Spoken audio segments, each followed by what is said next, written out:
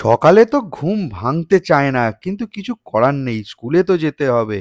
তারপরে এই শুরু হয় যুদ্ধ, ওকে ইউনিফর্ম পরানোর। কোনো রকমে তাড়াহুড়ো করে তো ইউনিফর্ম পরানো, ব্যাগ গোছানো, তারপর তো চুল আঁচড়ে দেওয়া।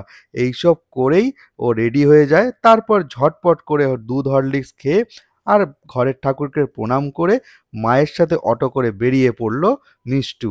আজকে জানো তো ওর স্কুলের সিসি 1 পরীক্ষা। মিষ্টু, ভালো করে লিখবে, হ্যাঁ? ভালো করে কোশ্চেন পড়বে আগে, তারপর লিখবে, ঠিক আছে?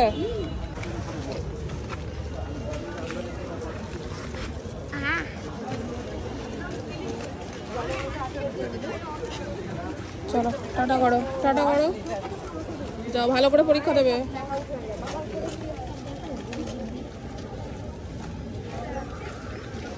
পরীক্ষা দিয়ে ঘরে চলে এসেছে। কি রে, আই কার্ড দিয়েছে? হ্যাঁ, আরেকটা কার্ড দিয়েছে সেই ছুটির।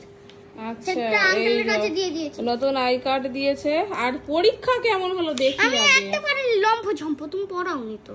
একটা পারোনি, বাকি সব পেরেছো? সত্যি তো?